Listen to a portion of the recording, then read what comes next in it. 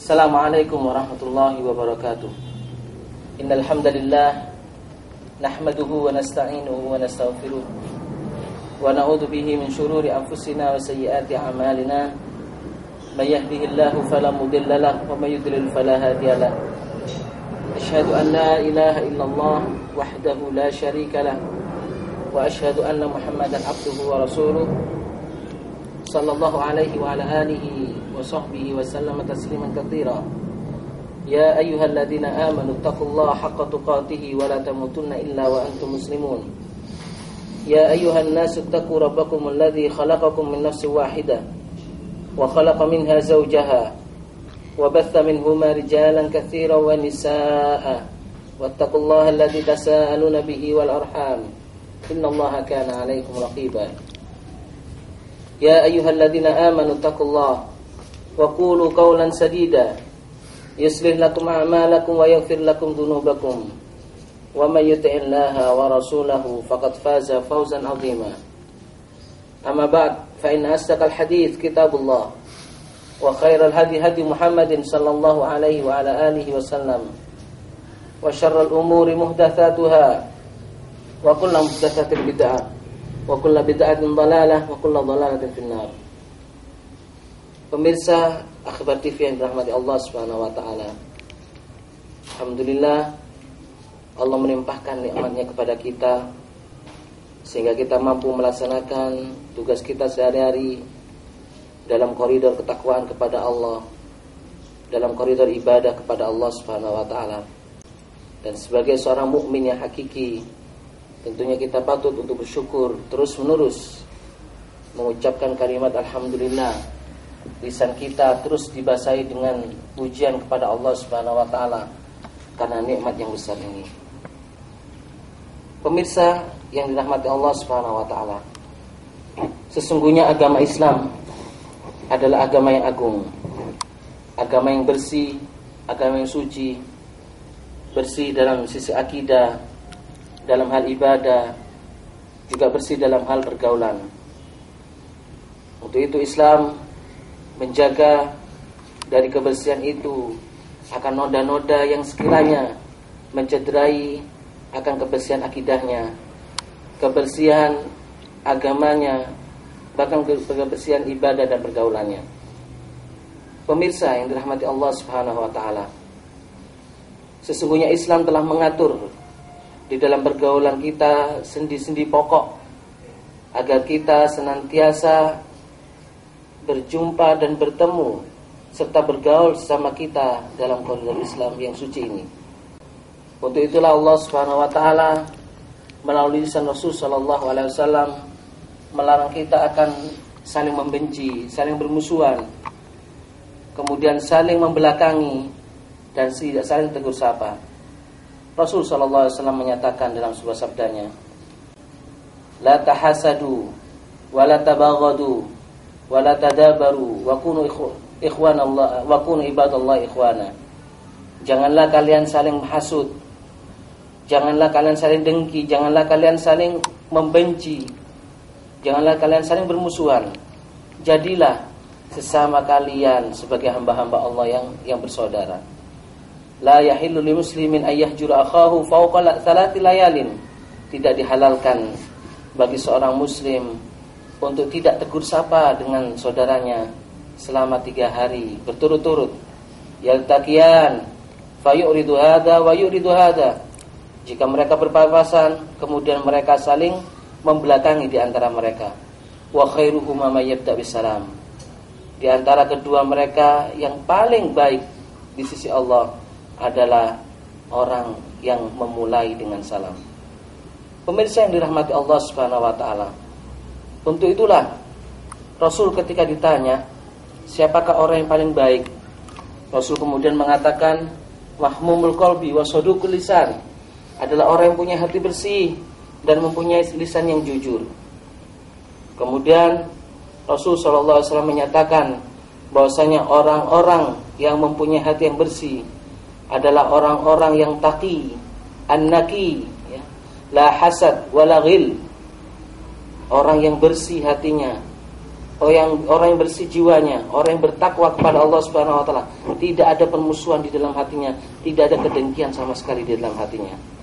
Pemirsa yang dirahmati Allah Subhanahu wa taala, maka untuk lebih jelasnya kita bagaimana agar kita terhindar dari sifat-sifat kebencian yang selama ini setan menggoda kita, menggerogoti di hati kita, maka setidaknya kita mengetahui beberapa sebab-sebab berikut ini, yang insya Allah ketika kita mengetahui sebab ini, maka kita akan bisa menghindari dari hal-hal yang sekiranya akan menjadikan kita sesama kita bermusuhan dan tidak saling tegur.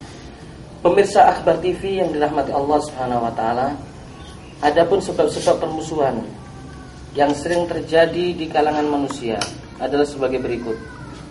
Yang pertama karena mereka mentaati syaitan. Allah Subhanahu wa taala mengingatkan kita di dalam sebuah firman-Nya yang berbunyi a'udzubillahi minasyaitonirrajim. Wa kulli ibadi yaqulu lati hi ahsan. Innasyaitona yanzawu bainahum. Innasyaitona kana lil insani aduwwan mubina. Dan katakan kepada hambaku wahai Muhammad agar mereka berkata dengan perkataan yang baik. Innasyaitona yanzigu bainahum. Sesungguhnya syaitan menaburkan benih permusuhan di antara mereka. Innasyaitona kana lil insani aduwwan mubina. Dan sesungguhnya syaitan adalah benar-benar musuh yang nyata bagi mereka, bagi manusia. Mitra muslim, sesungguhnya syaitan tidaklah bersusah payah dan tidaklah capek untuk menggoda kita dan untuk menaburkan benih permusuhan di dalam hati kita dari beberapa sisi, dari beberapa hal. Bahkan di dalam sebuah hadis yang sahih, Nabi SAW menyatakan, Inna syaitana qad ya'isa ayya'buduhul musallun fi jaziratil arab walakin fit tahrishi bainahum. Sesungguhnya syaitan telah berputus asa agar orang-orang di Jazirah Arab menyembahnya. Akan tetapi setan tidak berputus asa sama sekali di dalam menaburkan benih-benih permusuhan di antara mereka. Pemirsa yang dirahmati Allah Subhanahu wa taala. Kemudian sebab yang kedua adalah sebab marah.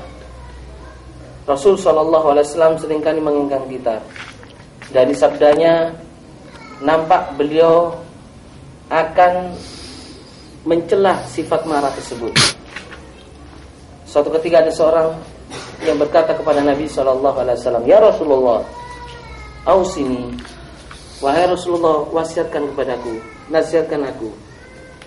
Kemudian Rasulullah SAW mengatakan, La taghdab, janganlah engkau marah. Hal ini diulangi oleh Rasul SAW sampai 3 kali.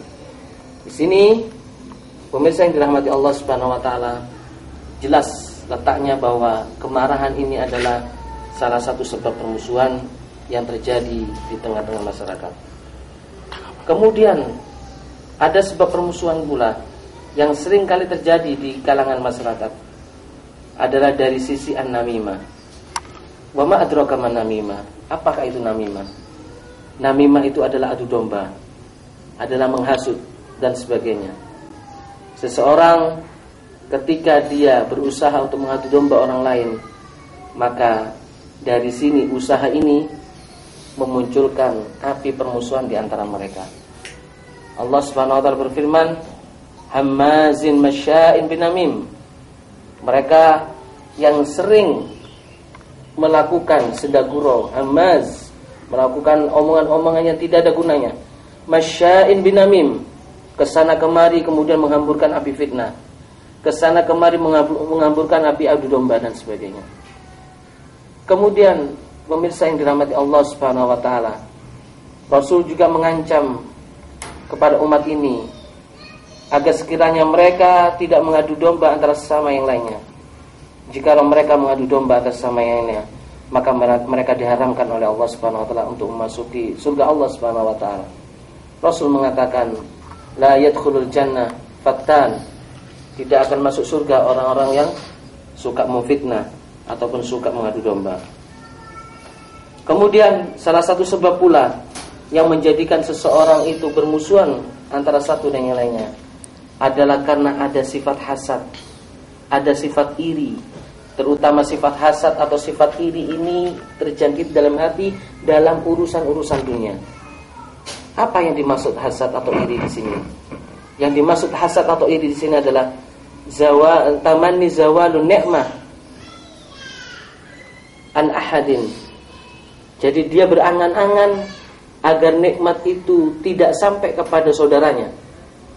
Agar nikmat itu hanya dia saja yang ingin merasakannya dan tidak sampai kepada saudaranya.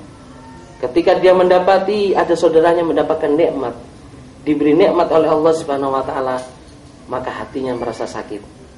Ketahuilah, inilah sifat hasud.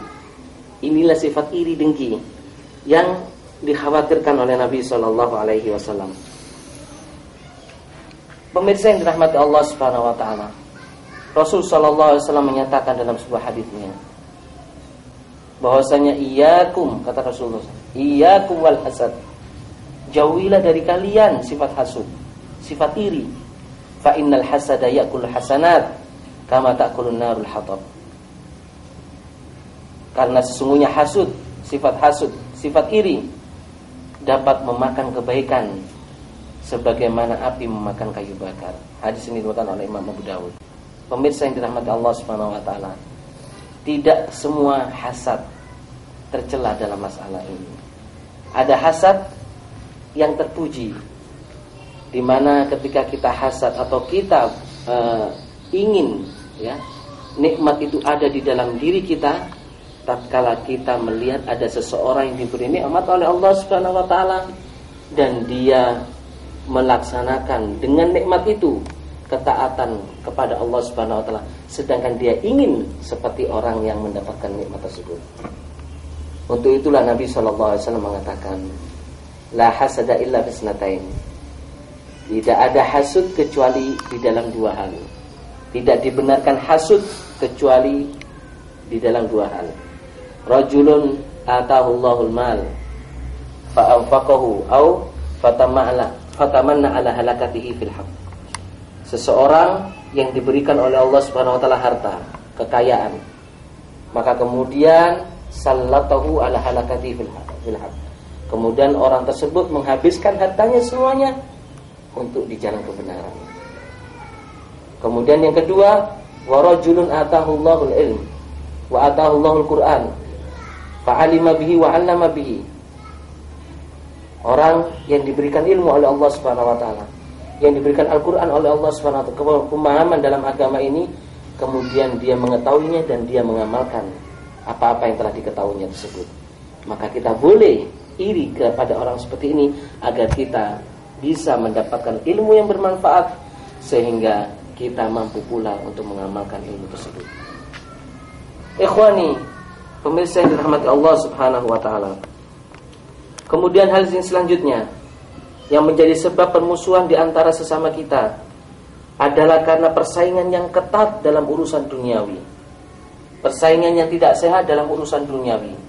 Dan biasanya persaingan-persaingan seperti ini dimotivasi karena mereka ingin mendapatkan harta yang lebih daripada apa yang dimiliki oleh saudaranya. Maka terjadilah persaingan-persaingan sehat. Kadang-kadang di antara mereka satu sama lainnya saling sikut, satu sama lainnya saling merendahkan. Bahkan di antara mereka satu dan yang lainnya saling menghina karena sebab urusan duniawi ini. Karena sebab mereka bersaing di dalam urusan duniawi. Hati-hatilah saudaraku, bahwa dunia ini adalah sebuah fitnah bagi kita.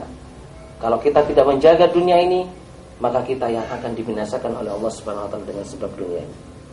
Kemudian hal yang keenam yang menjadi sebab permusuhan di antara kita adalah karena di antara kita ingin popularitas, di antara kita ingin selalu tampil di atas, yaitu sebagai pemimpin dan sebagainya. Padahal kalau ditilik, tidak semua dari kita layak menjadi pemimpin. Tidak semua dari kita bisa populer dan bisa dikenal di dalam khalayak ramai. Sifat ini adalah salah satu sifat atau penyakit yang paling kronis dan sangat berbahaya yang menjakiti jiwa seseorang. Al-Imam Al-Fudail Ibn Iyad rahimahullahu ta'ala pernah berkata, Tidak ada seorang pun yang menginginkan kepemimpinan kecuali dia akan melakukan sifat al-hasad, sifat kezaliman, mencari celah manusia, tatabbu uyubun nas, dan tidak suka ketika kebaikan seseorang itu diceritakan kepadanya.